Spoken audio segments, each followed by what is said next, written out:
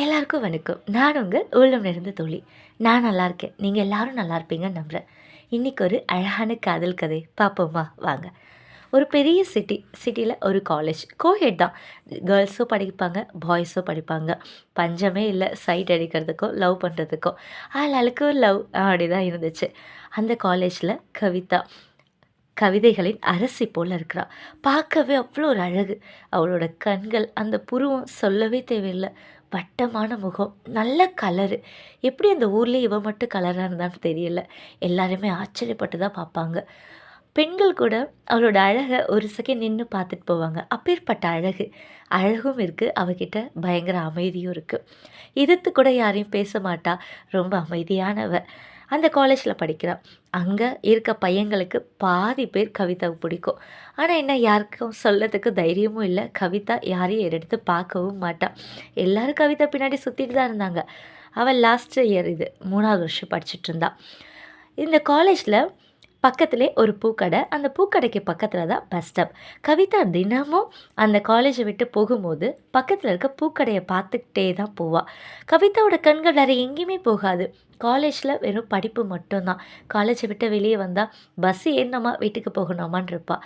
ஆனால் இதுக்கு நடுவில் அந்த பூக்கடையை மட்டும் பார்க்க தவறவே மாட்டாள்.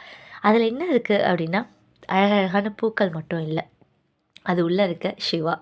சிவா 6 அடி உயரம், கம்பீரமான உடம்பு, ரொம்ப கட்டுமஸ்தாக இருப்பான், அழகாக இருப்பான், நல்லா கருகருன்னு இருப்பான். காந்தம் போல் பார்வையும், காந்தம் போல் கலரும். இவ்வளோ அழகை கொடுத்தவர் கடவுள் கொஞ்சம் ஓர கவிஞ்சினதாக காட்டிட்டான். ஏன்னா சிவாவுக்கு காதும் கேட்காது, வாயும் பேச முடியாது. அதனால் அவனுக்கு எவ்வளோதான் உடல் கஷ்டம் எல்லாமே இருந்தாலும் தனக்குள்ளே ஒரு குறை இருக்குது அப்படின்றதுல அவன் ரொம்ப தாழ்வு மனப்பான்மையில் இருந்தான். ஆனால் கவிதா இது எதுவுமே கண்டுக்கல. அவள் அந்த காலேஜை விட்டு போகும்போது அவளுக்கு இருக்க ஒரே பார்வை அந்த பூக்கடை மட்டும்தான். பூக்கடையில் சிவாவை பார்த்துக்கிட்டே போவான். சிவாவுக்கும் கவிதாவை ரொம்ப பிடிக்கும். லாஸ்ட்டு 3 வருஷமாக 2 பேரும் பார்வையிலே எல்லாத்தையும் பரிமாறிக்கிறாங்க. வார்த்தைகள் வெளியே சொல்லலை, அவ்வளோதான். ஆனால் இது கவிதாவோட கூட இருக்க ஃப்ரெண்ட்ஸுக்கு கூட யாருக்குமே தெரியல. அவ்வளோ அழகாக 2 பேரும் பார்த்துப்பாங்க. டெய்லி பூக்கடையை தாண்டி போய் பஸ் ஏறி அவளோட ஊர் கொஞ்சம் பக்கத்தில் இருக்க கிராமம் தான். ஸோ கிராமத்துக்கு போவாள். தினமும் எதுக்காக காலேஜ் வராலோ இல்லையோ, சிவாவை அன்றைக்கி பார்த்தே ஆகணும் அப்படின்னு சொல்லிட்டு காலேஜ்க்கு வருவாள். கடந்த 3 வருஷங்களாக இதே காதல் போய்கிட்டு தான் இருக்குது. அது அவங்க காதல்னு கூட பரிமாறிக்கல. அந்த காதல், அந்த ஒரு பார்வைக்கு எந்த ஒரு அர்த்தமே சொல்லி கொடுக்கல அவங்க. பார்வை அவ்வளோதான். ஆனால் சிவாவுக்குள்ளே ஒரு எண்ணம் இருந்துச்சு. எண்ணம்னு சொல்கிறத விட ஒரு தாழ்வு மனப்பான்மை தான். நம்மளை கவிதா பார்க்குறால, அவளுக்கு தெரியுமா நம்ம காது கேட்காது வாய் பேச முடியாதுன்னு. ஆனால் தெரியுமே, தெரிஞ்சும் பார்க்குறாளே. அவனுக்குள்ளே 1000 சந்தேகம். நம்ம போய் பேசலாமா வேண்டாமா, என்ன சொல்கிறது அப்படின்னு சொல்லிட்டு அவனுக்குள்ள குழப்பங்கள் நிறைய இருக்குது. ஆனால் கவிதா இதை எதுவுமே எதிர்பார்க்கல. அவனை பற்றி எல்லாமே தெரியும். ஏன்னா தினமும் பூக்கடை பார்த்துட்டே தானே போகிறான் 3 வருஷங்களா. அவனோட செய்கை மொழி எல்லாத்தையும் பார்ப்பா. எவ்வளோ அழகாக இருக்கான், அவனோட கண்கள் தான் எல்லாத்தையும் பேசிடுது. இதுக்கு மேலே வாய் எதுக்கு பேசணும்னு அவன் நினச்சாலோ என்னமோ. ரொம்ப அழகான காதல் 3 வருஷங்களாக பார்த்து பார்த்தே நகர்ந்துட்டு இருந்தது. போல் அன்றைக்கி ஈவினிங் காலேஜ் முடிச்சுட்டு கவிதா வெளியே வரா. அவங்களோட பூக்கடையை தாண்டி போகிறா சிவாவை பார்த்துக்கிட்டே. ஆனால் அவளோட கண்கள் எப்பயும் போல் இல்லை, சிவந்து போயிருக்கு. குளங்கள் தேங்கி இருந்த தண்ணீர் மாதிரி இருந்துச்சு அவளோட கண்கள். சிவாவுக்கு ஒன்றும் புரியல. ஆனால் கவிதா ஒரே பார்வையோட பஸ் ஸ்டாப்பில் போய் நின்றுட்டா. எப்போவுமே அவனை வெறிக்க பார்ப்பா, பஸ்ஸு வர்ற வரைக்கும் ஏறுற வரைக்குமே. ஆனால் இன்றைக்கி அந்த ஒற்றை பார்வையோடு போய் நின்றுட்டா. சிவாவுக்கு ஒன்றும் புரியல. என்னாச்சு, இவளோட கண்கள் ஏன் இவ்வளோ குளமாக இருக்குது என்னன்னு ஒன்றும் புரியாமல் சிவா உடனே ஒரு பேப்பர் எடுத்து அழகாக எழுத ஆரம்பித்தான். அவனோட மனசில் இருக்கிறத எடுத்துகிட்டு போய் கவிதா கிட்ட அந்த பேப்பரை திணிச்சிட்டு கடையில் வந்து உட்காந்துக்கிட்டான். அவங்களோட தோழிகள் எல்லாம் பஸ்ஸில் வந்துடுச்சு அப்படின்னு சொல்லிட்டு ஃப்ரெண்ட்ஸ் எல்லாம் ஏறி எல்லோரும் போகும்போது பஸ்ஸில் போய் உட்காந்துக்கிட்டு அந்த பேப்பரை பிரித்து பார்க்குறா கவிதா. அதில் சிவா அழகாக எழுதியிருக்கான்.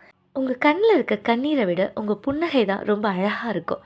உங்களோட கண்ணில் இருக்க கண்ணீருக்கு என்ன வேணாலும் காரணமாக இருக்கட்டும், ஆனால் அது என்னோடய கண்கள் நான் நினைக்கிறேன். அந்த கண்களில் இனிமேல் கண்ணீர் வரவே கூடாது அப்படின்னு சொல்லிட்டு அழகாக எழுதியிருந்தார்.